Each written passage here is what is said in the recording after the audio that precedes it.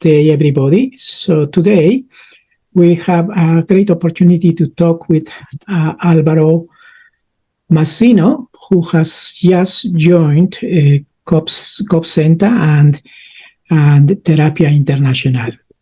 And we are going to start with maybe with the opportunity for you, Alvaro, to introduce yourself and talk a little bit about yourself and your background. Well, hello, my name is Alvaro Massino. I've been studying psychology in Buenos Aires, Argentina for several years.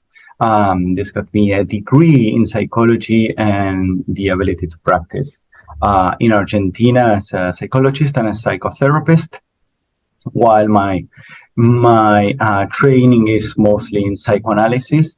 I also had the opportunity to study existentialism and logotherapy, and I currently work full-time with clients in Buenos Aires, which is the capital of Argentina. I don't know if you want to... I think I was going just to ask you a few questions about the mental health in Argentina and all the countries in South America. I think that is also very, very relevant because we are a global village. So I think that is for our audience will be important for you to talk a little bit about that. Yes, I thought about these questions, and mostly what I wanted to let you know is that psychology is very developed here in Argentina specifically. This is the second country in the world that has most psychologists per capita in the whole world, right after France. So in Argentina, there is no stigma associated with mental health. Only we encounter problems or issues with older people, you know, the generation before that still associates going to the therapist with being crazy, for instance, which is something that in time is slowly changing. Regarding the rest of the countries in Latin America, I believe that Argentina in turn is very open and very progressive, let's say culturally, but this is different from other countries in Latin America. And what I find is that countries that are most conservative are very resistant to go to therapy, you know, for individuals, because there is this stigma still associated with mental health. So this is a challenge for sure, but we are changing that. I mean, newer generations are much more open to go to therapy, and here is actually, let's say, seeming in good eyes to go to therapy. One of the issues that specifically women look for men here in Argentina, which is, I think it's funny, is that people or their partners they are dating, they get all excited once they realize they go through therapy, which is very funny. But yes, this is a situation which I would say people are open, but specifically in Argentina, they are much more open to go to therapy, and that's let's say a macro picture regarding therapy in Latin America, I believe. I think that is very, very interesting what you said, that there is a high psychology population in Argentina. It's one of the highest professional populations in Argentina, and that is very, very, very interesting. Very important also that the stigma regarding mental disorders is relatively or very, very low. I think that is also something that is very, very encouraging, which is unfortunately one of the issues that we are still experiencing here in Australia, but there is a lot of stigma regarding mental health issues. However, we are trying to break down these barriers regarding mental health. Today, we are going to talk a lot about, not a lot, but as much as we can, about some of the issues about couples therapy.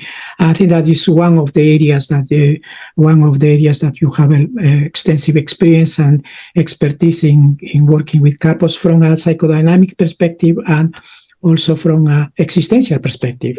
So what we here in Terapia Internacional and also Couples Center, we work with the object relations couple therapy, which is basically a particular approach that uses psychoanalytical concepts that have been derived from clinical experience in working with individuals, couples, and families. So with this particular and with this unique approach, we are going to focus on the couple's relationship and not on its individual members. And it's also going to be very important because through the work with the couple, we are going to try to understand some of the some of the internal world that is may be affecting the couple, and through introjections and identifications.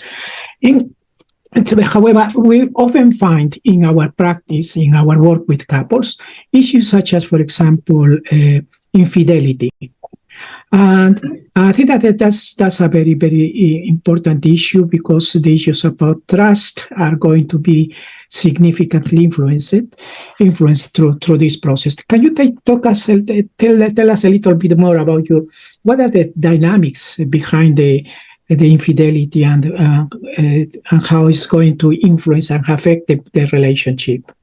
Yes. Well, first to say, I thought of this question. First to say that all the couples I had, or mostly the majority of all of them, if not everyone, every couple, they came to therapy dealing with this issue of unfaithfulness or infidelity, as you may want to call it. We are strictly, let's say, taking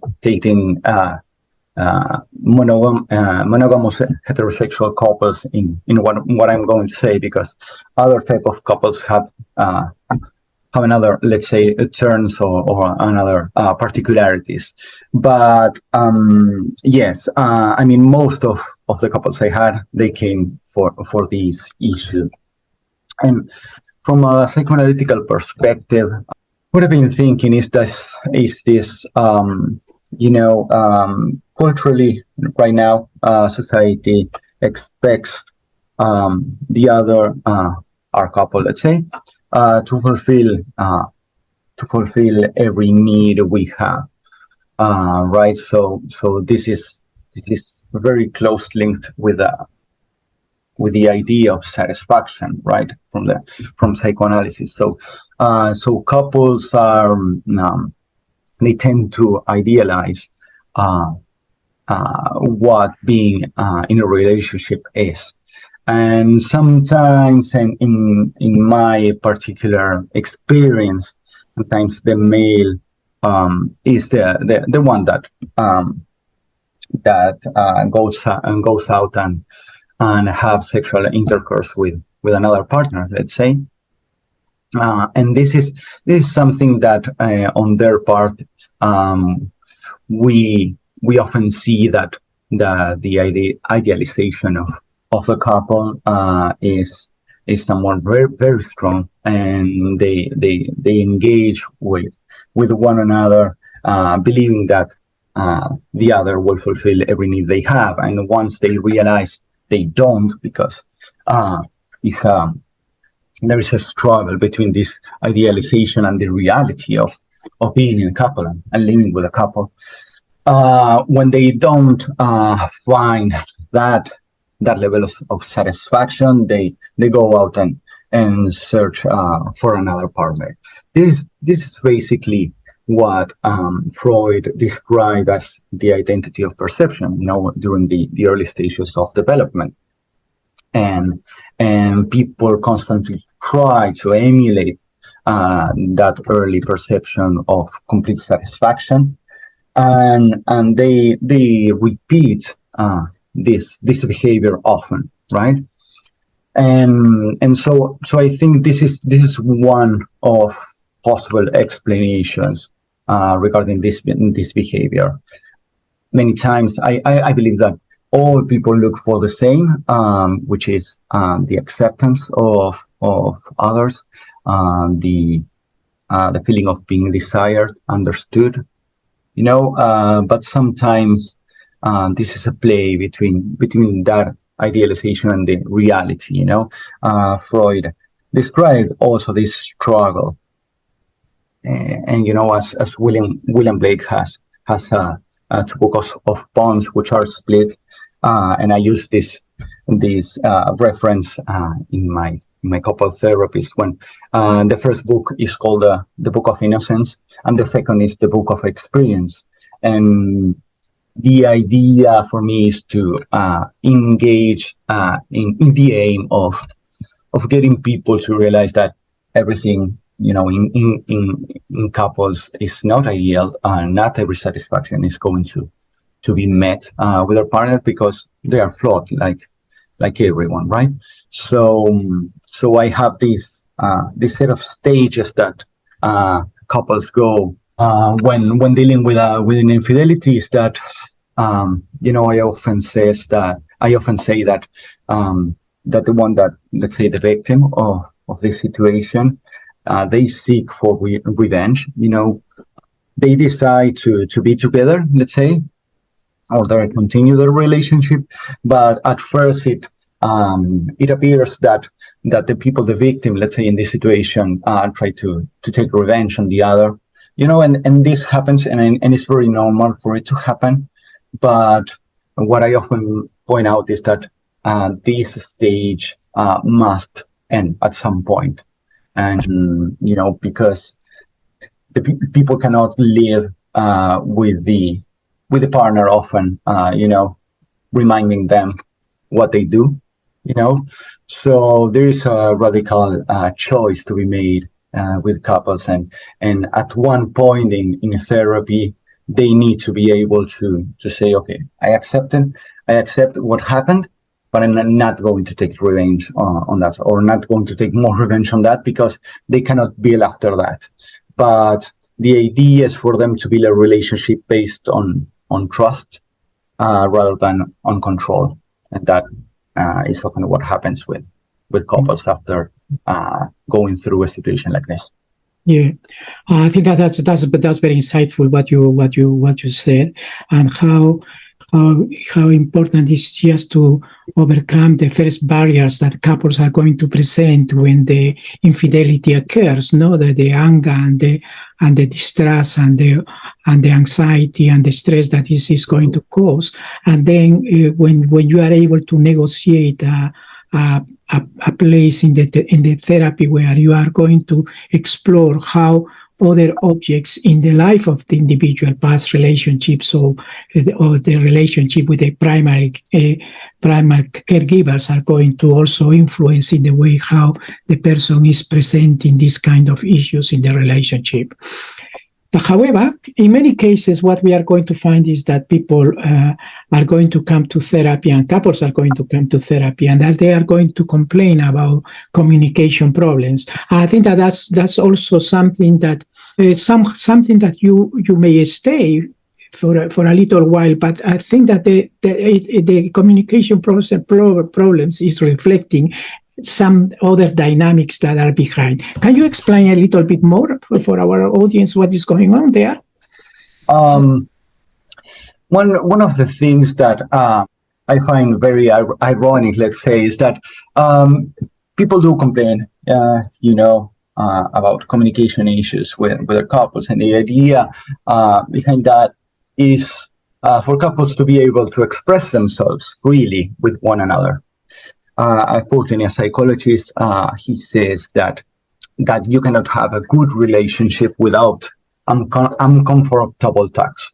So this is very wise. I mean, for you to have a good relationship, you need to address the elephant in the room. You need to address all the issues you may have with one another in several areas of your life, right? And in this hall of issues or topics, Sexual desire is one of them. It's just one of them, but there are many more. So what I find ironic regarding one thing that I always see is that people say they can express to one another freely, and they say that, but many times when people do so and express something, let's say maybe shameful to their partners, the partners get mad, or they cannot accept what the other one is saying. And so they complain, and there is anger, there is anxiety. So the other one, the one that expresses freely, is not going to do that anymore, because what's the point if the other one is going to get mad? So people say that they want to express freely and leave the other to express freely by themselves, but the reality is that the people that say that maybe need to provide, let's say, a safe space and be able to deal with something that may be frustrating, and that's one of the issues that I find more interesting, like how to have people to deal with maybe a complicated talk from their partners in order to let's say have a more complex communication, and not everything to be kind of superficial. At the end, as I was saying, is that people want to feel held by their partners. They want to feel safe. They want to feel, and they want to feel free. Many times communication problems happens because they are not talking actually at all. It's not that they are misunderstanding anything, but they are not talking at all. So it is crazy how as a society or culturally we engage maybe in behaviors that we cannot speak of, and that we don't seem to have any taboos, but really talking is like complicated and still taboo at some point. Exactly. I think that is also, you are touching an issue that is also very, very important in the way how people are going to communicate very intense emotions and or are going to be free to share and to relate to each other in different ways. But I am curious also to understand a little bit more some of the issues that we are going to have in therapy, which is the transference issues that people are going to present in therapy. As you know, in an individual therapy is going to, in working with one person is going to be very different than working with two people there, because they are not going to just to reflect their own issues into the relationship, but also they are going to also play some of the roles that they have in their own background, in their own relationships with significant objects in their life. No, so and sometimes that can complicate the process of therapy, and you may find yourself, for example, the enraged wife who has an disloyal and cheating husband, and how is the issues of trust, and how, for example, the triangles in therapy are going to be presented. So how do you deal with transference in the couples therapy? Yes. And also at the same time with your own issues, with your own feelings and the counter-transference issues in your relationship with your clients. Yes. Well, there's this point, at first, especially at first, when the role of the psychologist is idealized, as we were. There is at first, especially, when the role of the psychologist, me as the psychologist in front of them, my role is idealized and my personality is idealized by by the couple that is coming here. They know that I have, they want to believe that I have all the answers, and there is especially clear with transference, and they want to get on their side of the situation, and so a position, let's say an alliance. They're like struggling to have an alliance with me and to be right when discussing with their partner. So this is a position I do not like. I mean, this position is like resistant to let's say analysis and to go deeper between their communication and what happened. So while it's definitely an element of erotic transference, especially in case of women, in my case, what I try to do is to have everyone on board with the same aim, and I put myself in the position and I try to work in the position that we are here to solve their issues, and I'm just a facilitator, and that we have all the same goal, and I get to at one point I get to also for the partner to trust me, even though there was some transference on their partner side, but I need to have both of them on board with the aim of therapy, which is solving their issues, and to be able to build something out of that situation, maybe a challenging situation. And in my experience, we could do that. And now I have couples that they dealt with specifically infidelity issues, and they're they're very well, and they are like having children, and but from a reality perspective, which is different than idealized perspective, which was something that maybe happened to them. Yeah, I think that it certainly you have mentioned about the idealization of themselves and the partners in the process, and how the therapy and psychotherapy is not going to just look into the issues in the here and now, the transference and counter-transference issues, what is going on in the room, but however, we need to also to work with the issues of the background, the object relations in their lives and in their experiences. Alvaro, has been, thank you very much for this time, and has been very, very, very informative, and certainly we are very happy to have you working with us at COP Center and also with Terapia Internacional. All the best. Thank you. Thank you.